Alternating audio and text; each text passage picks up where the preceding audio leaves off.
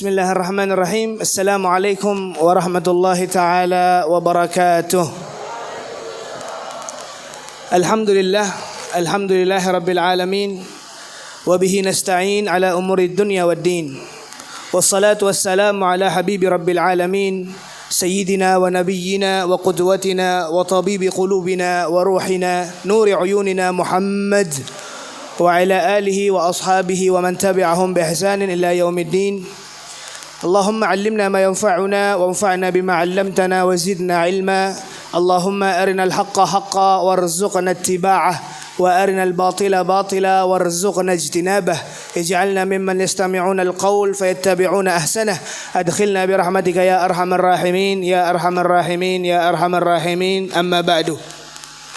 Hadratul mukarramun, segenap yang kami muliakan, kepada para habaib zuriyah Nabi Muhammad sallallahu alaihi wasallam yang telah bersama kita, terkhusus kepada guru kita bersama Abuya Murabbir Ruh Al-Habib Ad-Doktor Saqaf Ibn Al-Habib Abuya Hasan bin Ahmad Baharun, matta'ana Allah bi tuli hayatihi syarifah. Dan kepada para habaib yang lainnya yang mohon maaf tak bisa kami sebutkan satu persatu namanya tanpa mengurangi rasa hormat kami, rasa ta'zim kami kepada Buhan Pian Seberataan. Dan tak lupa juga yang ulun muliakan segenap para ulama, para masyayikh, para kiai, para guru yang hadir di tempat ini, yang alhamdulillah turut menghiasi keindahan majelis kita. Dan juga kepada para segenap tokoh masyarakat dari pemerintahan ataupun aparatur negara, baik sipil maupun militernya, yang kita doakan bersama semoga majelis ini selalu dikaruniakan kebaikan oleh Allah Subhanahu wa taala dan dijadikan suatu majelis yang membuat Nabi Muhammad himung kepada kita. Amin ya rabbal alamin. Dan kepada segenap hadirin wal hadirat yang dimuliakan oleh Allah Subhanahu wa taala, alhamdulillah kita ucapkan rasa syukur kehadirat Allah Subhanahu wa taala pada malam hari ini. Kita terkumpul di tempat ini yang sifatnya mungkin dadakan. Alhamdulillah kita berkumpul di tempat ini dalam rangka halal bihalal, bahwa kita bersama telah menunaikan ibadah puasa di bulan Ramadannya, dan kita tutup insyaallah dengan kabulnya segenap amal ibadah kita dan diterima oleh Allah Subhanahu wa taala. Amin ya rabbal alamin. Kami sebagai panitia penyelenggara majelis Riyadhus Shalihin yang kita agendakan, yaitu halal bihalal, bersama segenap alumnus Dalwa Abna Abuya Al-Habib Hasan bin Ahmad Baharun, mengucapkan ribuan terima kasih atas kehadiran Buhan Pian.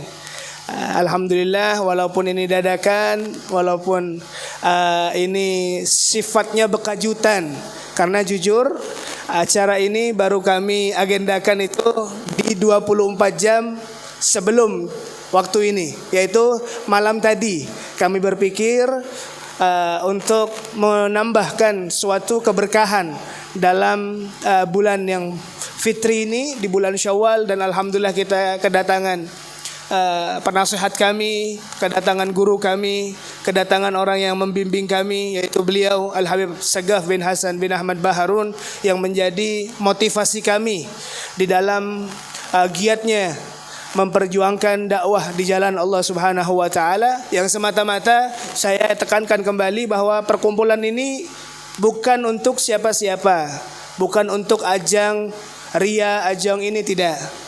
Kami harapkan ini perkumpulan, satu harapannya untuk membuat Nabi Muhammad senang, dan mudahan Nabi Muhammad sallallahu alaihi wasallam melihat kita dengan pandangan rahmatnya dan kita mendapatkan syafaatnya kelak di dunia dan di akhirat. Amin ya rabbal alamin. Maka kami harapkan kepada segenap para mustami'in yang hadir di tempat ini, kita simak baik-baik mutiara-mutiara nasihat yang insyaallah akan disampaikan oleh Ad-Doktor Al-Habib Saqaf bin Hasan Baharun. Semoga apa dari untayan nasihat tersebut kita bisa mengambil manfaatnya dan menjadi oleh-oleh untuk kita bersama, kita pulang dan menerapkan ilmu yang disampaikan oleh beliau.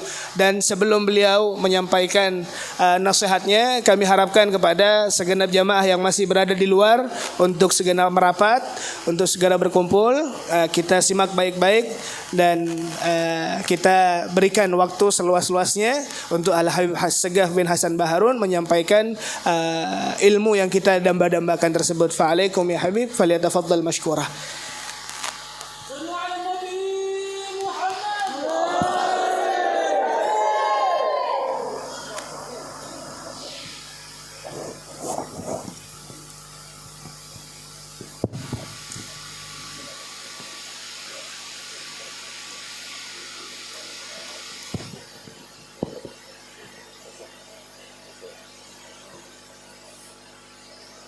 Assalamualaikum warahmatullahi wabarakatuh.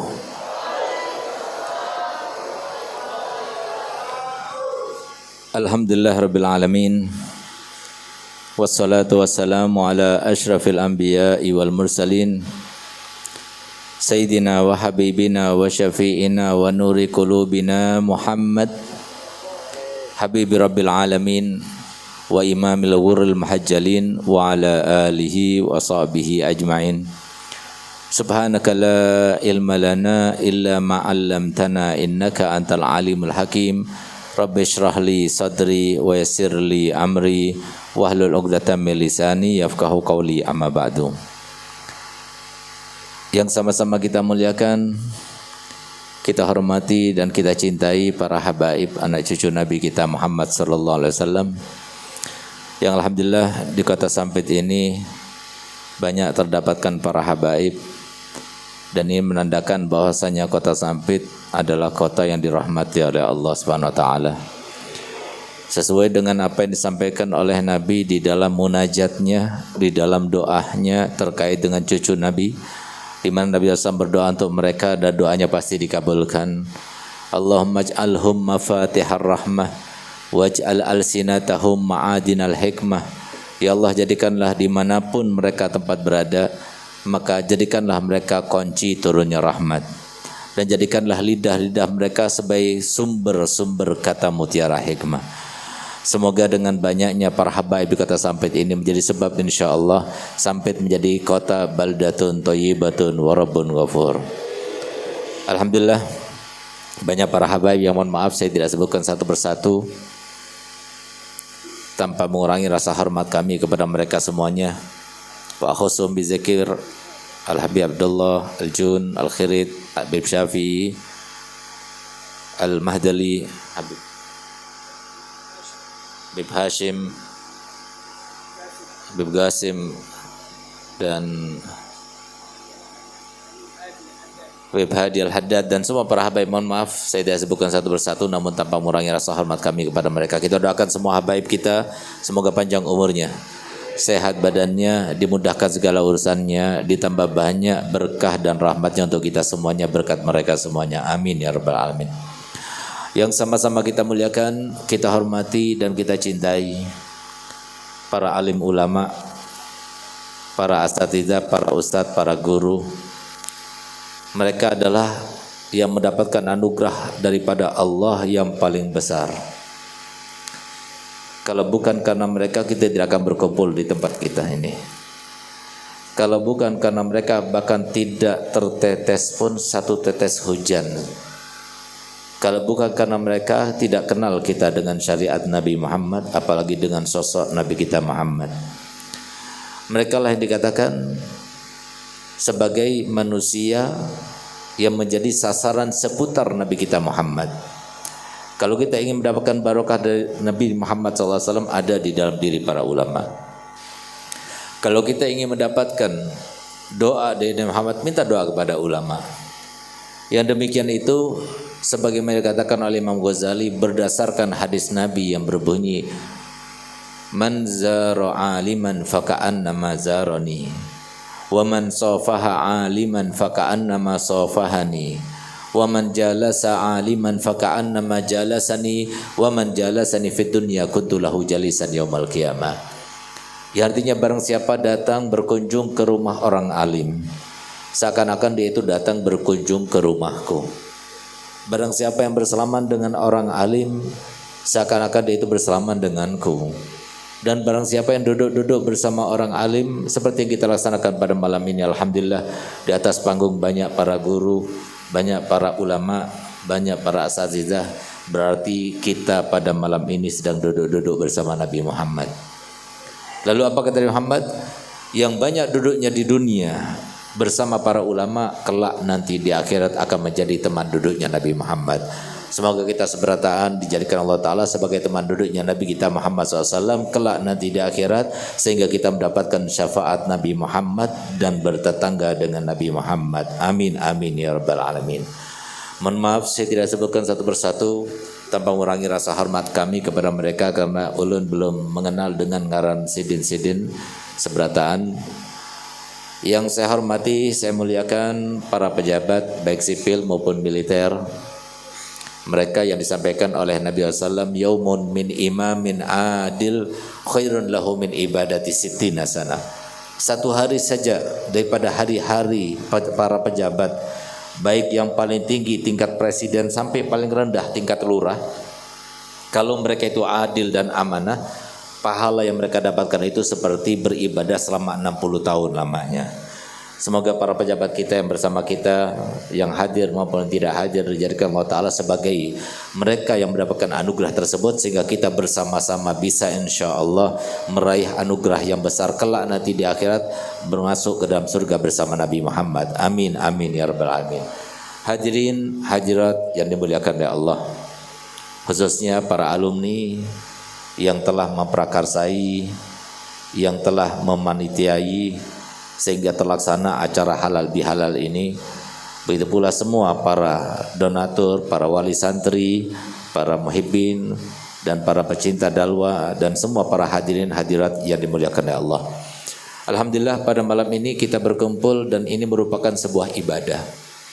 Karena Nabi yang menghimbau, Nabi yang memerintahkan, Nabi yang mengajak kita untuk selalu berkumpul-kumpul dengan orang soleh, dengan para orang-orang yang mempunyai hati yang bersih, berkumpul-kumpul untuk bersatu padu, berkumpul-kumpul untuk berzikir kepada Allah, berkumpul-kumpul untuk mengingat sejarah Nabi kita Muhammad SAW, yang semuanya itu merupakan sebuah ibadah yang insya Allah merupakan ibadah yang sangat besar, bisa kita raih pahalanya. Semoga pada malam ini tatkala nanti kita pulang dalam keadaan semua keberkahan kita dapatkan, rahmat kita raihkan, dan semoga semua hajat dikabulkan, yang sakit Allah sembuhkan, terutama penyakit hati Allah hilangkan, dan semoga tidak ada seorang pun di antara kita dan keluarga kita dan semua yang ada hubungan dengan kita meninggalkan tempat ini setelah usai acara ini, kecuali dalam keadaan Allah menjadikan kita semuanya sebagai hambanya yang paling besar mendapatkan anugerahnya, yaitu hambanya yang panjang usianya, sehat badannya, dimudahkan segala urusannya, banyak modal ibadahnya, banyak harta bendanya, dan membahagiakannya di dunia maupun di akhiratnya, tapi tidak ada hisab di akhiratnya. Lalu setelah umur panjang cukup untuk berjumpa dengan Allah, meninggal dunia dalam keadaan husnul khotimah, dalam keadaan husnul khotimah, dalam keadaan husnul khotimah. Amin amin ya rabbal alamin. Masyaallah muslimin wal muslimat rahimakumullah. Sudah barang tentu kita semuanya masih teringat hari-hari yang telah berlalu, hari-hari yang sangat mulia, hari-hari yang penuh dengan rahmat dan barokah, hari-hari yang penuh kita beribadah bersama-sama, baik kita melaksanakan tarawih bersama-sama, tadarusan Al-Quran bersama-sama, maupun berbuka bersama-sama. Itu semuanya harusnya menjadi sebuah pelajaran yang besar dalam kehidupan kita, dan menjadi sebuah neraca yang harus kita selidiki, apakah ibadah kita ini sudah diterima atau tidak. Karena modal yang bisa kita harapkan untuk menyelamatkan kita kelak nanti di akhirat adalah modal yang kita buat sendiri. Tidak ada yang nebeng dengan orang lain, itu tidak ada. Walaupun ayahnya orang alim, walaupun suaminya orang alim, walaupun anaknya, keluarganya, atau siapapun yang ada hubungan dengannya itu adalah seorang yang dekat kepada Allah Ta'ala, seorang wali min auliyaillah, tapi semuanya itu ternyata yang bisa menyelamatkan kita adalah amal kita sendiri. Sehingga harusnya yang kita pikirkan itu adalah apakah Ramadan kemarin daripada bermacam-macam ibadah yang kita lakukan, apakah itu diterima oleh Allah Ta'ala? Tentunya kita tidak bisa memastikan. Tidak ada seorang pun di antara kita yang bisa memastikan amal ibadah yang telah kita laksanakan pada bulan Ramadan ini diterima atau tidak. Tapi ada tanda-tandanya. Tanda-tandanya itu adalah Allah memberitahukan kepada kita itu berkat rahmatnya, supaya kita itu lebih waspada lagi, supaya kita itu lebih mengoreksi lagi dan mawas diri lagi, sehingga nanti tatkala datang bulan Ramadan yang akan datang tidak terjadi lagi kesalahan yang telah berlalu, maupun dia bisa menambah amal kebaikan yang bisa dia lakukan pada masa yang lalu. Apa tanda-tanda daripada ibadah kita itu diterima?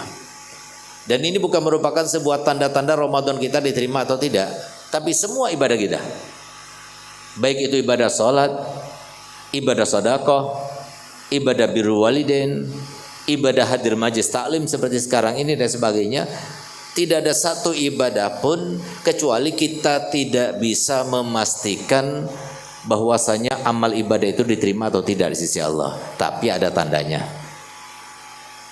Allah Ta'ala menjadikan segala sesuatu itu ada tandanya, sebagaimana Allah jadikan segala sesuatu itu ada sebabnya. Wa ja'alna likulli syai'in sababa, harus ada sebabnya. Tandanya apa? Tandanya adalah keadaannya setelah berlalu ibadah tersebut, atau bulan Ramadan tersebut, atau masa-masa kita beribadah pada masa-masa itu berlalu dalam keadaan yang berbeda. Lebih beriman, lebih bertakwa. Yang tadinya enggak sholat jamaah sekarang sholat jamaah. Yang tadinya enggak sholat duha sekarang sholat duha. Yang tadinya enggak sholat qabliyah ba'diyah sekarang sudah sholat qabliyah ba'diyah. Yang tadinya kurang birrul walidain sekarang lebih birrul walidain. Yang tadinya dia suka berbohong, dia lagi sudah tidak suka berbohong. Yang tadinya dia itu dekat kepada maksiat, jauh daripada maksiat. Itulah tandanya. Kenapa? Di dalam hadis Nabi SAW bersabda, jazaul hasanah hasanatun ba'daha wa jazaa'u sayyi'ah sayyi'atun ba'daha. Balasan daripada suatu kebaikan itu adalah ada kebaikan berikutnya yang dilakukan, ada keadaan yang berikutnya yang dia rasakan. Maka keadaan itulah yang disebutkan oleh para ulama sebagai pertanda bahwasanya amal ibadah kita diterima atau tidak. Tapi masalahnya sekarang ini banyak di antara kita tidak peduli kepada kita. Tidak peduli mau diterima atau tidak terima, yang penting saya melaksanakan. Tidak peduli apakah ada tanda-tanda diterima amal kebaikannya atau tidak ada tanda, atau bahkan pertanda amal kebaikan kita tidak diterima karena keadaan kita lebih jelek daripada keadaan ketika sebelum Ramadan. Yang semacam itu karena tipisnya keimanan, karena kuatnya himbauan dan bisikan setan kepada dirinya, sehingga dia tidak peduli kepada yang demikian itu. Padahal mohon maaf, tidak ada seorang pun di antara kita kecuali pasti akan mengalami 3 hal.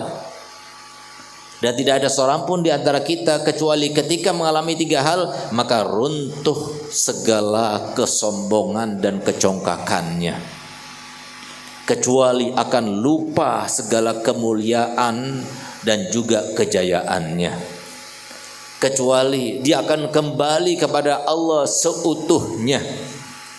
Kapan itu 3 perkara tadi yang pasti akan kembali kepada kita, entah kapan itu, tapi paling tidak kita harus mulai mempersiapkan diri sekarang ini. Karena mohon maaf, kalau kita ingin tahu siapakah di antara kita yang paling beriman, siapakah di antara kita yang paling dekat kepada Allah dan Rasulnya, siapa di antara kita yang paling dekat kepada pahala dan ridhonya, siapa di antara kita yang paling siap untuk bermimpi nabinya di dunia mendapatkan anugerah, siapa di antara kita sekarang ini yang paling banyak mendapatkan pahala ketika keluar nanti.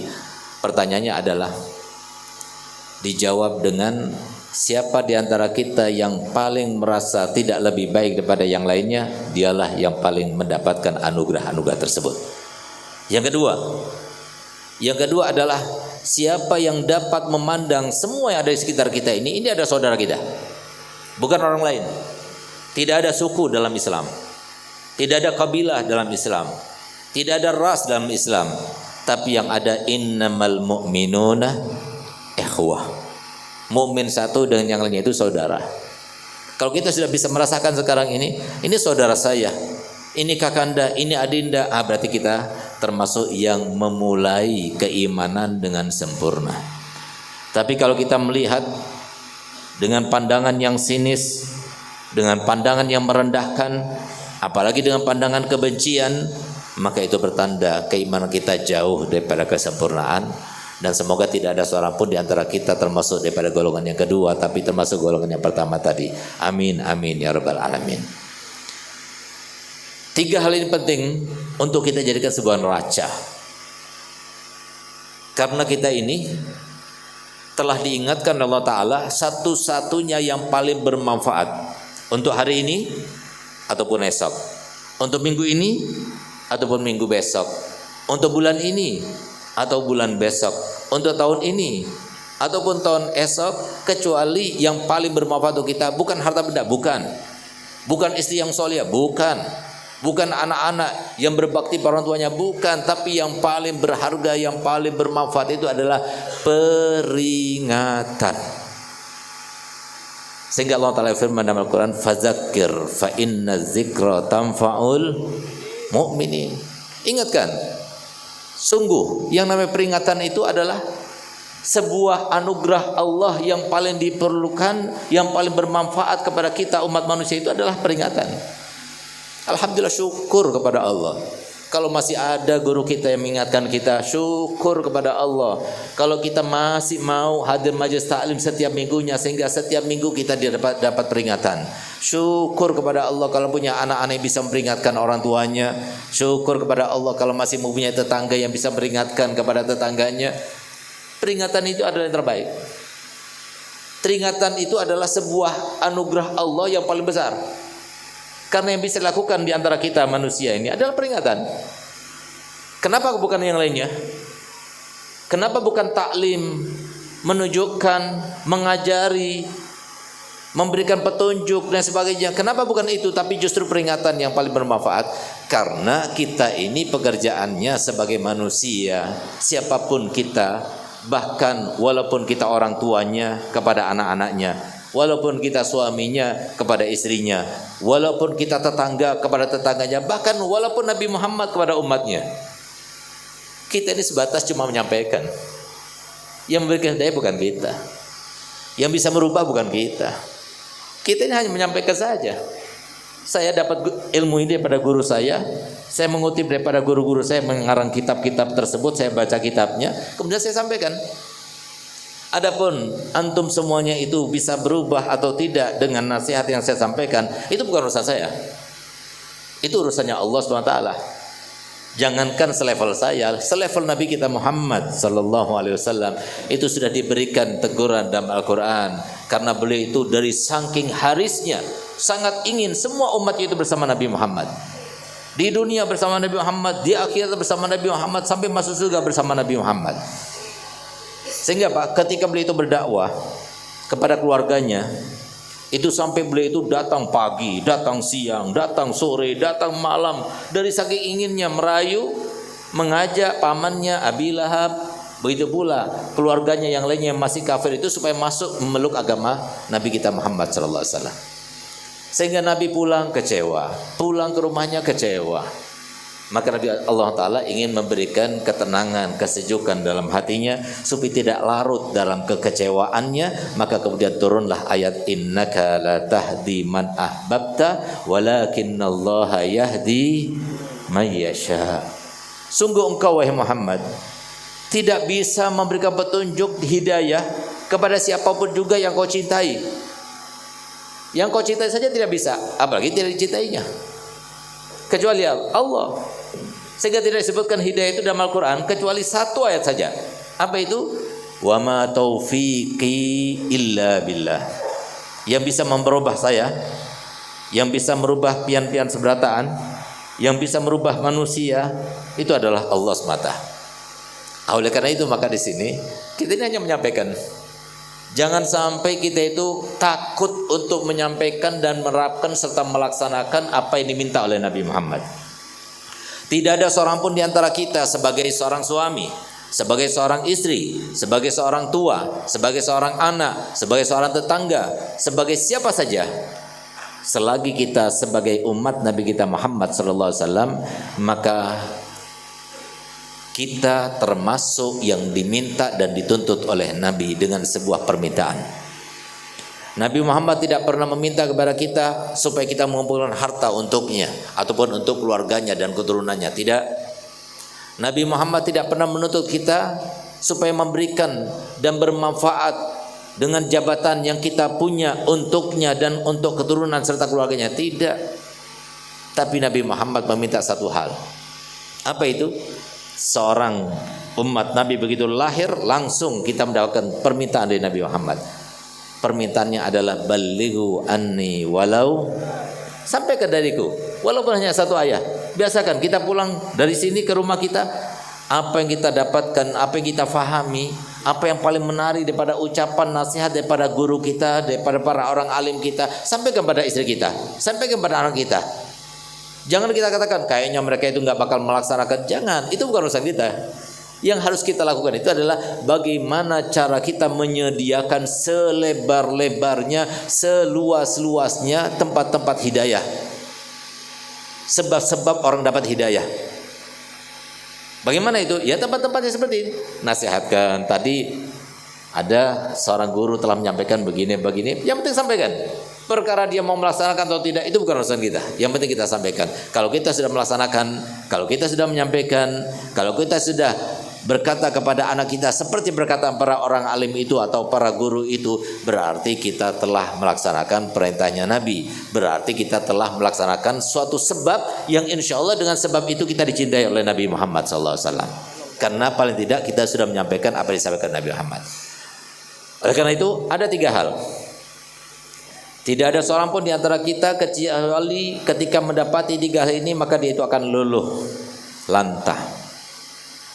Kecuali dia itu akan luluh dan bersimpuh kepada Allah. Kapan itu? Yang pertama, ketika terjadi suatu musibah kepada kita. Masalahnya, tidak ada seorang pun di antara kita kecuali pasti dirundung dengan masalah.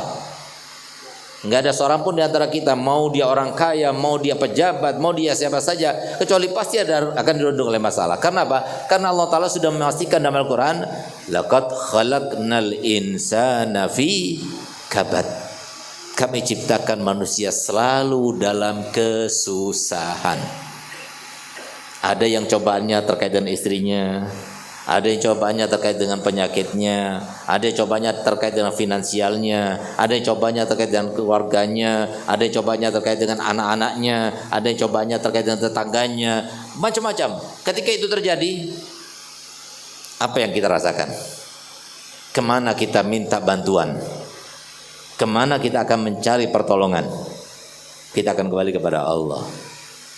Oleh karenanya dikatakan oleh para ulama bahwasanya beruntung bagi orang yang mendapatkan musibah. Karena musibah itu adalah surat cintanya Allah kepada hambanya. Benar apa tidak? Benar seperti itu. Buktinya coba lihat. Kapan kita ingat Allah? Kita ingat Allah justru ketika kita dicoba dengan cobaan baru kita ingat Allah. Dicoba dengan cobaan baru kita ziarah. Dicoba dengan cobaan baru kita datang kepada orang soleh. Dicoba dengan cobaan baru bangun malam. Dicoba dengan cobaan baru kita itu akan kembali pada Allah, khusyuk solatnya sampai nangis solatnya. Kenapa nggak nangis waktu dia itu gembira, waktu dia itu bahagia? Justru ketika dia itu susah baru kemudian Allah turunkan ingatnya dia kepada Allah. Sehingga apa? Dikatakan cobaan itu adalah surat cintanya Allah kepada hambanya. Bahkan Nabi kita Muhammad SAW bersabda dalam hadisnya, "Lau alimat ummati ma wara'a kulli musibatin lasta'jalatha." Kalau seumpama umatku ini tahu dengan segala ujian dan cobaan yang dia rasakan setiap hari, setiap saat, setiap waktu itu. Sehingga kita bisa bayangkan, alhamdulillah, syukur kepada Allah. Karena kita menjadi seorang yang meyakini bahwasanya tidak ada Tuhan kecuali Allah dan tidak ada Nabi kecuali Nabi kita Muhammad yang diutus kepada kita selain daripada Nabi-Nabi yang telah diutus oleh Allah SWT yang berjumlah 124.000 Nabi dan 313 Rasul. Kenapa kita kata demikian? Mereka itu sama seperti kita. Mereka dicoba, kita juga dicoba. Mereka sakit, kita juga sakit. Tapi bedanya kita merasakan mendapatkan ketenangan. Karena ada harapan, mereka tidak ada harapan. Sebagaimana Allah Ta'ala jelaskan dalam Al-Quran, fakama ta'lamuna hum ya'lamun. Sebagaimana kamu merasa sakit, mereka juga sakit. Bedanya, kita merasa sakit tapi ada harapan. Kita merasa sakit tapi kita mengharapkan pahala. Kita ada sakit tapi kita nggak mau kemudian meminta pada Allah Ta'ala supaya mati. Tapi mereka, coba lihat, tatkala mereka sudah tenar, mendapatkan segala sesuatu yang mereka harapkan, harta melimpah dan sebagainya, ada sesuatu yang belum dia dapatkan. Dia cari-cari sesuatu itu dia tidak dapatkan, sehingga apa? Akhirnya dia bunuh diri, kemudian dia minum racun dan sebagainya. Itu terjadi. Tapi kita tidak. Tapi justru kita mendapatkan ketenangan ketika kita berdoa, ketika kita bersujud, ketika kita menangis. Kita merasa bangga, merasa bahagia ketika kita bisa melaksanakan itu semuanya. Itu bedanya kita dengan mereka. Syukur. Dan ini adalah sebuah nikmatan yang tiada tara, yang Allah tidak berikan kecuali bagi hambanya yang dicintainya dan disukainya. Semoga kita termasuk hamba tersebut sampai akhir hayat kita masih tetap dicintainya dan disukainya. Amin, amin ya rabbal alamin. Yang kedua, suatu waktu kita akan sakit. Ketika kita sakit, siapa yang kita ingat? Apalagi sakitnya parah. Apakah kita itu tidak berkemungkinan sakit kita parah? Apakah kita tidak berkemungkinan kita kena stroke? Apakah kita tidak berkemungkinan kita kena kanker? Apakah kita tidak berkemungkinan kita kena penyakit-penyakit yang parah, kecelakaan dan sebagainya? Siapa bilang? Itu semuanya itu bisa terjadi pada siapapun juga di antara kita. Ketika sudah sakit, apa yang terjadi? Keluarga kita, ya keluarga kita mungkin bisa merawat kita, tapi merawat pun tidak 100%. Kalau ada yang 100% itu luar biasa, tapi jarang yang seperti itu. Kalaupun kita meninggal, ya mereka cuma menangis. 3 hari setelah itu tidak ada lagi tangisan. Itu yang terjadi, biar kita paham. Ketika sakit itu datang, maka kita akan ingat kepada Allah dan kembali kepada Allah. Sehingga begitu sakit, baru kemudian kita akan mengeluarkan uang untuk bersedekah. Kita akan menyisihkan sebagian tanah kita untuk mewakafkan untuk pondok pesantren, untuk masjid dan sebagainya. Kata Nabi SAW, orang yang bersedekah di waktu sehat lebih besar pahalanya ketimbang ketika bersedekah di waktu sakit. Tapi masih mending daripada nggak sedekah sama sekali. Karena mohon maaf, kenapa kita demikian? Sampai lupa, nggak bakal terjadi cobaan, nggak bakal terjadi sakit. Bahkan yang ketiga, ketika terjadi kematian, orang tua kita mati, anak kita mati, istri kita mati, apalagi kita mati, mau kembali kemana kita? Apa yang kita ingat? Semuanya menangis. Orang tua kita meninggal, menangis. Ingat siapa? Ingat Allah. Apakah tunggu 3 hal itu terjadi pada kita baru kita ingat pada Allah? Padahal mohon maaf, yang menyebabkan kita sekarang ini tidak mendapatkan nikmat dalam hidup, rumah tangga, uang banyak melimpah tapi tidak merasa bahagia, anak juga banyak, istri dan sebagainya tapi tidak merasa bahagia. Itu sebab apa? Sebab kita lupa pada Allah. Oleh karenanya yang bisa dilakukan oleh setan itu, setelah Nabi mendoakan kita semuanya, membentengi kita semuanya dengan ilmu yang beliau telah sampaikan kepada kita, kemudian diteruskan oleh para guru-guru menyampaikan kepada kita, yang bisa dilakukan oleh setan itu adalah satu. Apa itu?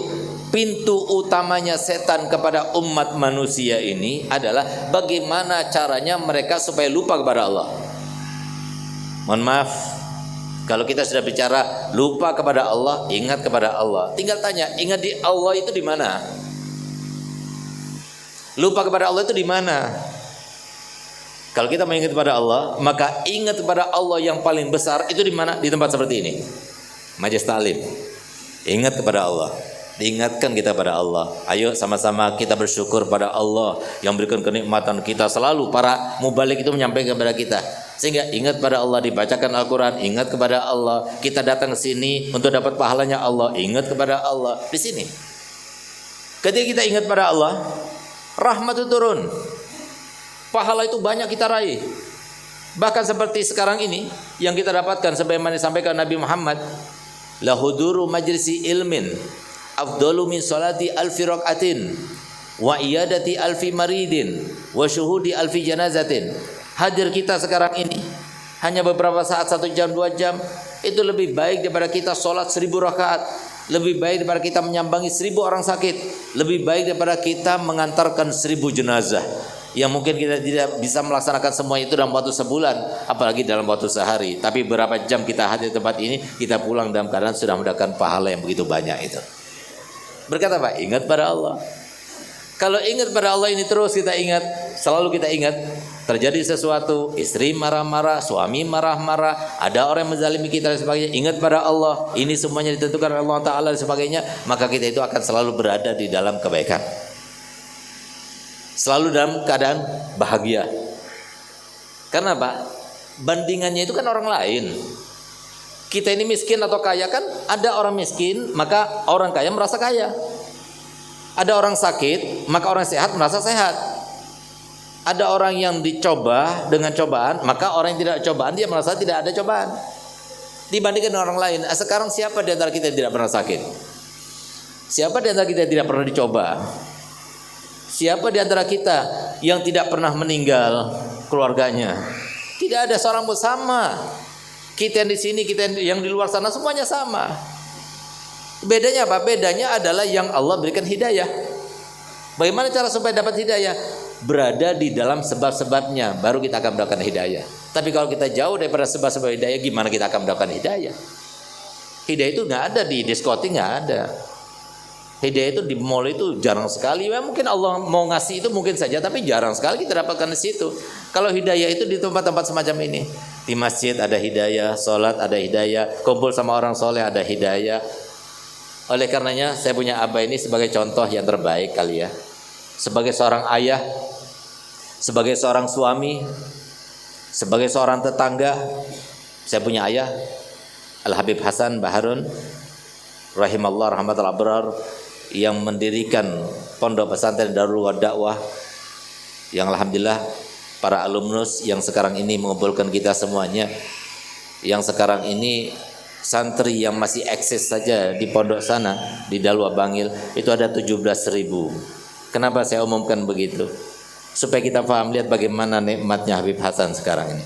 17.000 nggak sholat, 17.000 nggak baca Quran, 17.000 nggak berzikir, 17.000 nggak mutolaah, 17.000 nggak mengaji, kecuali sebelum ditulis pahalanya untuk mereka dikirim dulu pahalanya kepada saya punya abah Habib Hasan. Itu yang betul-betul nikmat manfaat.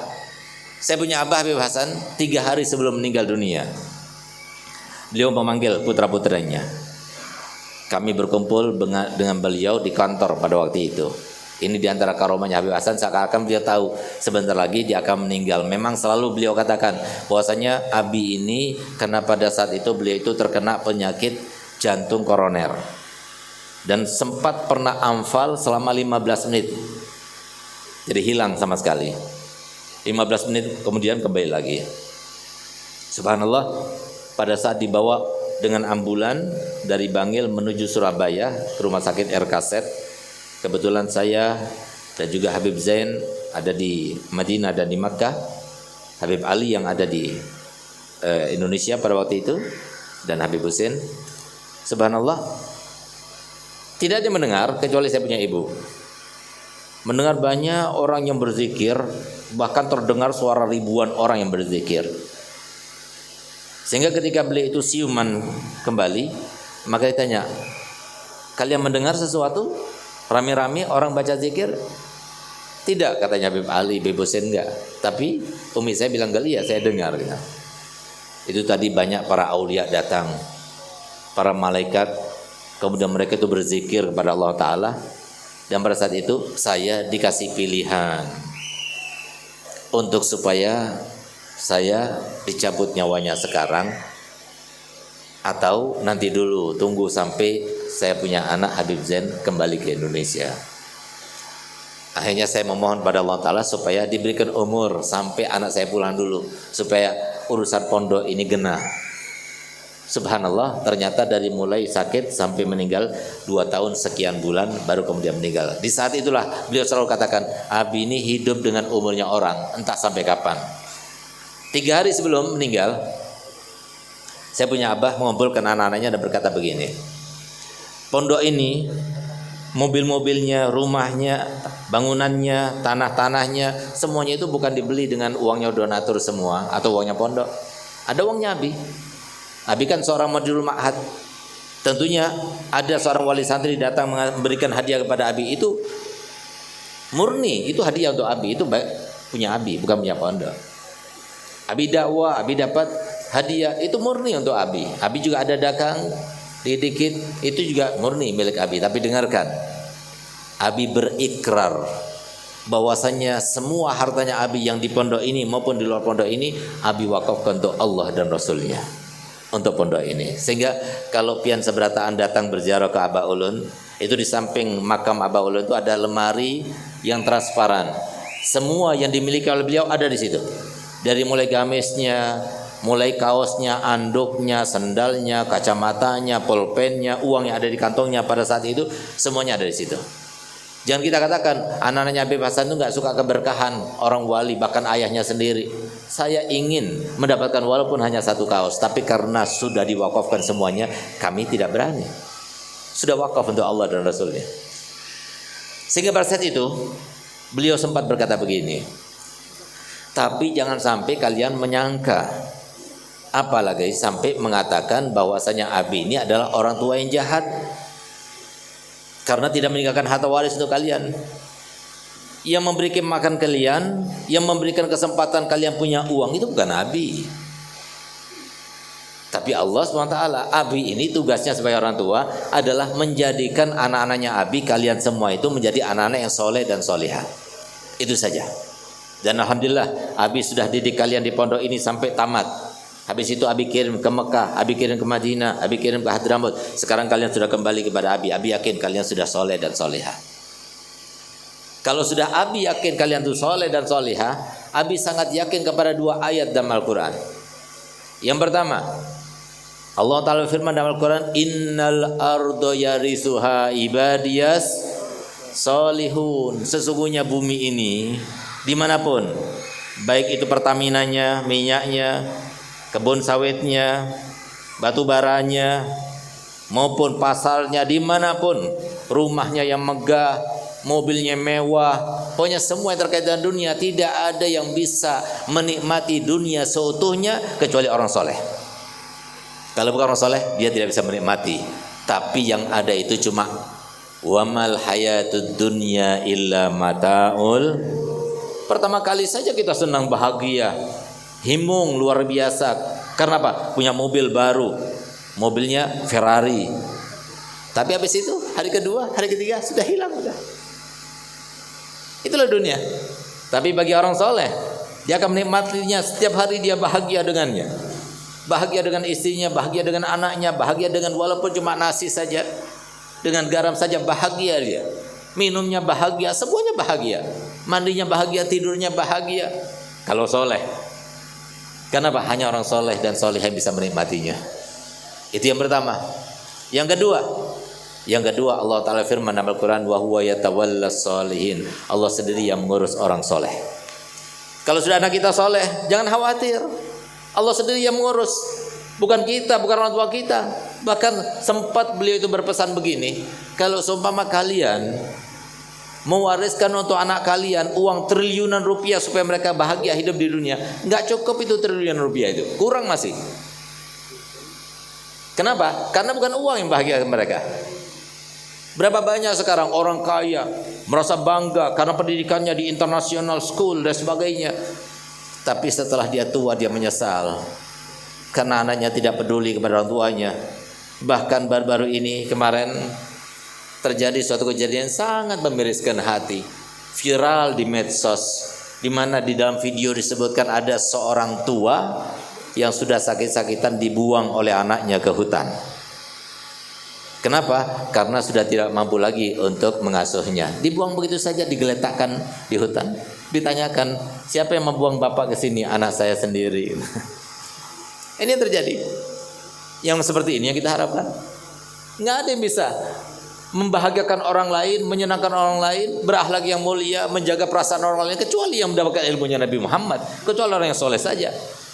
Tapi memang setan itu pinter. Setan itu sesuai dengan firman-Nya Allah Ta'ala sudah bersumpah dalam Al-Quran, wa izzatika la'awiyannahum ajmain, demi kemuliaanmu ya Allah aku akan jerumuskan mereka semuanya, tidak akan aku biarkan satupun di antara kalian untuk berbuat baik sehingga kebaikan itu akan membahagiakan kalian di dunia ini. Tidak akan dibiarkan. Dijauhkan kita daripada ulama, dijauhkan kita daripada pesantren. Oleh karenanya enggak bakalan kita selamat hidup di dunia dan bahagia di sisa umur kita ini kecuali kalau kita tersentuh dengan salah satu daripada 4M. Apa itu? M yang pertama, mondok. Mondok. Belajar bukan cuma teori, tapi teori sekaligus praktek. Sehingga kemudian pondok pesantren sekarang ini yang bertebaran di mana-mana, bahkan di sampai juga banyak. Ini yang kemudian diadopsi sistemnya oleh Eropa dan Amerika sana, kemudian sekarang yang terkenal dengan program boarding school. Itu kan pakai ngambilnya dari pondok pesantren. Kenapa? Pondok pesantren dalam waktu 3 bulan sudah berubah akhlaknya, berubah moralitasnya, berubah ketaatannya dan lain sebagainya. Kenapa? Karena mereka itu bukan cuma teori, tapi teori sekaligus praktek. Dan itu nomor 1 untuk pembinaan jiwa, itu nomor 1. Sehingga kemudian dibikinlah program boarding school itu dari mulai belajar dari mulai pagi sampai sore. Kenapa? Untuk supaya ditanamkan ke dalam diri mereka praktik daripada apa yang mereka ketahui itu. Itu kalau bisa. Nggak bisa mondok, ya udah. Yang kedua, apa itu? Madrasah diniyah. M kedua, madrasah diniyah. Madin. Di mana-mana bertebaran. Silakan anak kita masuk sekolah formal, silakan pagi-pagi. Tapi siangnya masukkan madrasah diniyah. Kalau nggak bisa juga, sudah. Jangan lupa anak kita masukkan ke TPQ, biarkan dia itu belajar kepada guru ngaji. Nggak bisa juga, sudah, masih ada pilihan terakhir. Dan ini kesempatan untuk mereka yang sudah tua, yang tidak mungkin lagi mereka itu menjalani yang 3 tadi. Apa itu? Majelis Ta'lim. Kalau Imam Ghazali dalam kitab Ihya Ulumuddin mengatakan, orang nggak makan 3 hari bisa mati. Hati juga seperti itu. Nggak ada peringatan, nggak mendengar nasihat, nggak mendengar apa yang disampaikan Nabi Muhammad dalam Al-Quran, maka hati kita bisa jadi sakit, bahkan bisa jadi mati karenanya. Nah, oleh karena itu ayo sama-sama kita tidak akan bisa menghargai hidup ini yang begitu cepat melaluinya. Tanpa terasa kita sudah kepala 4, kepala 5 dan sebagainya. Tanpa terasa nanti pada saat datang kematian baru kita akan menyesal. Ayo dekatkan diri kita pada Allah. Biarkan diri kita selalu mendapatkan peringatan. Biarkan kita selalu mengingat kepada Allah dengan cara kita menghadiri majelis-majelis taklim, paling tidak seminggu 2 kali, insya Allah kita akan selalu ingat kepada Allah. Tapi kalau tidak, maka jangan berharap. Dari mana? Kenapa? Kita pakai logika. Semua hidup di dunia bukan serba instan, tapi harus ada sebabnya. Kalau kita tidak tersentuh dengan ilmunya Nabi Muhammad, mohon maaf, kita ingat ketika anak-anak kita akan menjalani ujian yang setahun cuma sekali saja, ketika UAS, ya, itu kita sibuk orang tua. Bahkan kita bangun di sebelum subuh supaya mereka itu mutolaah dan belajar. Bahkan kita datangkan guru les untuk mengajarkan supaya tidak gagal dalam ujiannya. Padahal hanya untuk menghadapi ujian 1 kali dalam setahun. Bagaimana kita itu menghadapi ujian yang ujian kita daripada Allah bukan setahun sekali, bukan sebulan sekali, bukan seminggu sekali, bukan sehari sekali. Setiap saat itu ujian bagi kita. Orang tua kita ujian buat kita, suami kita ujian buat kita, istri kita ujian buat kita. Semua keluarga ini, semua manusia ini ujian buat kita. Bagaimana kita tidak mempelajari bagaimana cara menghadapi ujian itu lalu kita dianggap sukses? Tidak mungkin. Nah, oleh karena itu ayo sama-sama kita mawas diri. Majelis taklim itu adalah sebuah sebab untuk kita mendapatkan keberkahan dari dunia kita, umur kita, berkah harta benda dan keluarga kita, semua itu dari majelis taklim. Cuma memang sengaja setan itu menjauhkan kita daripada majelis taklim. Nanti kalau dekat majelis taklim, apa yang terus kamu dapatkan? Nanti kamu begini, nanti kamu begini. Itu setan. Lawan. Sekali hadir majelis taklim, 2 kali, 3 kali, sampai akhirnya tenang. Disitulah keimanan akan masuk dalam kita. Kita mohon pada Allah Ta'ala, semoga dengan rangka kita berhalal bihalal ini, ya Allah, semoga kita semuanya keadaannya dirubah oleh Allah Ta'ala. Keluar di tempat ini dalam keadaan kita semuanya berubah. Keadaan kita termasuk orang yang punya hati yang bersih, nggak ada benci pada seorang pun, yang pasrah kepada Allah, meyakini kepada Allah bahwasanya semua yang Allah tentukan yang terbaik bagi kita, untuk modal untuk kita berjumpa dengannya. Tidak ada seorang pun di antara kita, baik yang masih muda maupun yang sudah tua, kecuali pasti suatu waktu nanti akan mati dan mempertanggungjawabkan semua yang dia lakukan selama di dunia. Tidak ada saat itu keluarga kita, tidak ada suami, tidak ada istri, tidak ada keluarga, tapi kita sendiri yang menghadap kepada Allah Ta'ala dan bertanggung jawab akan apapun yang pernah kita lakukan. Ya Allah, selamatkanlah kami pada saat itu, ya Allah. Ya Allah, ingatkanlah kami pada saat itu, ya Allah. Ya Allah, yang menggerakkan, yang memudahkan untuk kami datang ke tempat ini sehingga kami mendengar apa yang telah disampaikan tadi adalah Engkau, ya Allah. Ya Allah, sebagaimana Engkau telah memberikan kenikmatan ini, sempurnakan. Jadikanlah kami termasuk yang menjalankan. Jadikanlah kami termasuk yang mengamalkan. Jadikanlah kami termasuk yang berada dalam sebab-sebab hidayah itu sampai kami meninggal dunia, ya Allah. Ya Allah, jadikanlah kami termasuk yang mengingat bahwasanya rezeki kami tidak akan kemana-mana. Di dalam hadis sahih disebutkan bahwasanya ketika seorang anak, seorang bayi berada di dalam rahim ibunya 120 hari sudah ditentukan, dari mulai dia lahir sampai meninggal. Yang kita cari cuma keberkahannya, ya Allah. Biarkan kami meyakininya, ya Allah, sebagaimana itu hadis yang diriwayatkan oleh Imam Bukhari yang pasti benar dan bersambung langsung daripada Nabi kita Muhammad SAW. Ya Allah, jadikanlah kami termasuk yang tidak tergoyahkan, sehingga kami cari rezeki yang tidak dihalalkan oleh Allah Ta'ala dan Rasulnya. Ya Allah, jadikanlah kami termasuk yang mendapatkan rezeki yang banyak melimpah, sehingga kami tidak merasa ragu dengan rezeki ini, sehingga kami tidak berdosa untuk mendapatkan rezeki ini, ya Allah. Ya Allah, jadikanlah anak-anak kami yang nanti akan menjadi tanggung jawab kami, yang nantinya kami akan dimintai pertanggungjawaban terhadap mereka, istri dan anak kami, ya Allah. Jadikanlah mereka anak-anak yang soleh dan solihah. Jadikanlah mereka itu termasuk dibentengi daripada fitnah akhir zaman. Ya Allah, jadikanlah kami semua, ya Allah, tidak ada seorang di antara kita kecuali kami saling mencintai di antara sesama. Tidak melihat siapapun yang muslim kecuali itu adalah saudara saya. Sehingga kami menunjukkan dan memastikan itu adalah implikasi daripada sebuah keimanan. Ya Allah, jadikanlah kami termasuk yang beriman, jadikanlah kami termasuk yang bertakwa, jadikanlah kami termasuk yang meyakini bahwasanya rahmat-Mu, ya Allah, hanya Engkau yang memberikannya.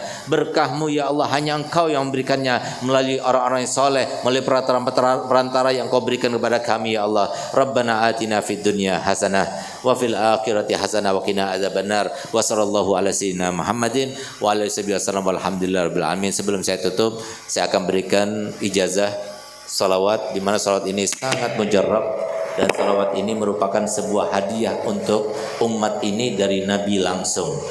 Karena Nabi SAW sangat tahu kepada kita. Kita masih ingat orang tua kita dulu kalau punya hajat baca Yasin banyak berapa kali? 41 kali. Siapa di antara anak muda sekarang yang mau baca Yasin baru 1 kali? Baca Yasin baru 1 kali itu membutuhkan waktu 2,5 jam. Kalau sudah diumumkan oleh panitia, kita tidak akan bubaran kecuali setelah baca Yasin baru 1 kali. Kira-kira masih mau bertahan di sini apa tidak? Tapi alhamdulillah, karena Nabi tahu bagaimana kondisi keimanan kita, maka subhanallah, salah satu daripada putra Al-Habib Hasan Baharun pada tahun 2015, berarti 8 tahun yang lalu, tepatnya pada malam Jumat, lebih tepat lagi pada malam 10 Muharram, malam Asyura, bermimpi Nabi SAW. Kemudian Nabi mengajarkan salawat. Per kalimat diulangi, kemudian dicontohkan oleh Nabi, dibaca oleh yang bermimpi itu. Begitu bangun, tepat jam 2 malam. Dan subhanallah, bau gahru itu menyebar di kamarnya dan tidak hilang bau gahru itu sampai 3 hari 3 malam. Kata Nabi Muhammad, yang baca salawat ini sebanyak 41 kali habis sholat subuh, sama seperti khasiatnya orang yang baca Yasin sebanyak 41 kali dalam mengkabulkan hajat, memudahkan urusan, melapangkan segala kesulitan, menggapai harapan, menghindarkan diri pada hal-hal yang menakutkan dan mengkhawatirkan. Mujarab sekali. Kalau kita punya hajat, selain yang kita baca wirid setiap subuh 41 kali, itu standar. Kita akan dapatkan nanti gampang semua urusan kita. Bahagia selalu, lapang dada kita dapatkan. Antara suami istri, nikmat, langgeng. Kalau kita baca, namanya saja salawat busyra, salawat kebahagiaan, salawat kabar gembira artinya. Kalau kita punya hajat, mau ketemu sama orang dan lain sebagainya, baca 121 kali. Mujarab, nanti akan terkabulkan hajatnya. Tapi setiap pagi habis sholat subuh baca 41 kali. Oke, saya akan bacakan, pian seberatan mengikuti saya. Lalu kita akan baca 3 kali dengan nada tibil qulub, diiringi dengan hadrah. Lalu kita akan ijazahkan kepada pian seberatan. Kita niat, kita bacanya dengan niat semoga kabul semua hajatnya, semuanya bermimpi Nabi Muhammad, semuanya dekat dengan Nabi Muhammad, semuanya berada dalam hati Nabi Muhammad. Bismillahirrahmanirrahim. Allahumma salli wa sallim ala sayyidina Muhammadin sahibil busyra salatan tubashshiruna biha wa ahlana wa auladana wa jami'a masyayikhina wa muallimina wa talabatana wa talibatina min yaumina hadza ila yaumil akhirah. Saya artikan dulu sebelum saya baca dengan nada tibil qulub. Allahumma sholli wa sallim, ya Allah haturkan salawat serta salam ala sayyidina Muhammadin, kepada junjungan kami Nabi Muhammad, sahibil busyra, dialah sumber dari segala macam kebahagiaan dan kabar gembira. Tidak ada seorang pun di antara kita yang mendapatkan kebahagiaan dan kabar gembira kecuali berkatnya Nabi Muhammad, wasilahnya Nabi Muhammad. Salatan, salawat yang aku baca ini ya Allah, tubashshiruna biha, engkau berikan kabar gembira kepada kami berkat salat busyra ini. Engkau bahagiakan kami, wa ahlana, dan semua keluarga kami, wa auladana, dan semua anak keturunan kami, wa jami'a masyaihina wa muallimina, dan semua guru-guru kami, wa talabatana wa talibatina, dan semua santri serta santriwati kami, siswa dan siswi kami, min yaumina hadza, dari hari ini kau bahagiakan kami, ila yaumil akhirah, sampai hari akhirat nanti. Bismillahirrahmanirrahim. Allahumma sholli wa sallim ala sayyidina Muhammadin sahibil busyra salatan tubashshiruna biha wa ahlana wa auladana wa jami'a masyayikhina wa muallimina wa talabatana wa talibatina min yaumina hadha ila yaumil akhirah. Allahumma salli wa sallim ala sayyidina Muhammadin sahibil busyra salatan tubashshiruna biha wa ahlana wa auladana wa jami'a masyayikhina wa muallimina wa talabatana wa talibatina min yaumina hadha ila yaumil akhirah. Allahumma salli wa sallim ala sayyidina Muhammadin sahibil busyra salatan tubashshiruna biha wa ahlana wa auladana wa jami'a masyayikhina wa muallimina wa talabatana wa talibatina min yaumina hadha ila yaumil akhirah. Jadi caranya bacanya itu 1 sampai 38 itu baca biasa. Nanti 39, 40, 41 diakhiri dengan nada tibil qulub. Kenapa dibaca dengan nada tibil qulub? Karena Nabi SAW pernah dilihat beliau itu membacanya dengan nada tibil qulub. Mulai saat itu 2 tahun yang lalu itu viral di mana-mana. Nah, jadi diakhiri dengan nada tibil qulub 3 kali yang akhir supaya tanda udah selesai. Itu kalau kita sudah hafal, cuma 7 menit selesai sudah. Nah, ayo sama-sama kita gunakan kesempatan. Ayo jangan lupa apalagi majelis yang bernama Darus Sholihin itu langsung dari Rasulullah namanya. Alhamdulillah di sini ada cabangnya, diasuh oleh Habib Abdullah Al-Jun Al-Khirin. Semoga majelis yang menghubungkan antara kita dengan Nabi Muhammad SAW, sehingga nanti di akhirat kita dipanggil siapa yang berada di Darus Sholihin, dan semua majelis-majelis yang ada di sekitar ini semoga menjadi termasuk yang menjadi sebab kita hanya dekat pada Allah dan Rasulnya, serta kumpul bersama Nabi Muhammad di pada mahsyar nanti. Amin ya rabbal alamin. Jadi kalau benar bacanya seperti yang saya baca tadi, pian seberatan saya berikan ijazah untuk bacanya, dan saya berikan ijazah untuk memberikan ijazah pada yang lainnya. Silahkan disebarkan, diberikan ijazah pada yang lainnya, tapi jangan dijual belikan. Mohon maaf, karena Nabi itu murah sekali. Jadi kalau seumpama sesuatu yang disebarluaskan, dimudahkan oleh Nabi, kemudian dipersulit, dijual belikan, itu biasanya jadi sebab ketulakannya. Ada satu orang biasa, ada orang kaya ini, hanya jual, hanya bangkrut, sehat, jual, sakit. Nah, makanya saya ingatkan, jangan dijual belikan, tapi sebarkan. Kalau mau kabul hajat, dicetak banyak, dibagi-bagikan, diniatkan. Tapi jangan dijual belikan sama sekali. Nah, jadi ayo sama-sama kita terima. Baik, saya terima ijazahnya Habib. Kurang lebihnya saya mohon maaf dan terima kasih atas kesempatan yang diberikan, dan semoga kita termasuk yang dipersaudarakan Allah Ta'ala di dunia sampai di akhirat. Wabillahi taufiq wa hidayah. Wassalamualaikum warahmatullahi wabarakatuh. Kita ke rumah loh. Makan di rumah loh. Makan karena enggak semua banget.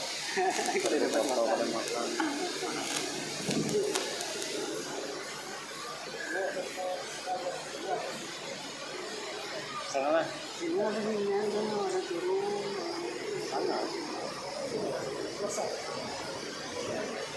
Dan berakhirlah acara kita pada malam hari ini. Maka diharapkan kepada segenap para habaib dan asatidzah untuk kiranya bisa menuju ke rumah belakang untuk menghidangi makanan malam kita pada malam hari ini. Untuk tamu kita, para habaib dan para asatidzah yang telah dikhususkan tempatnya, kami persilahkan untuk ke rumah belakang untuk menikmati dan menghidangi makan malam kita pada malam hari ini. Terima kasih. Assalamualaikum warahmatullahi taala wabarakatuh. Allahumma salli ala Muhammad. Udhkur as-salata ala an-nabi.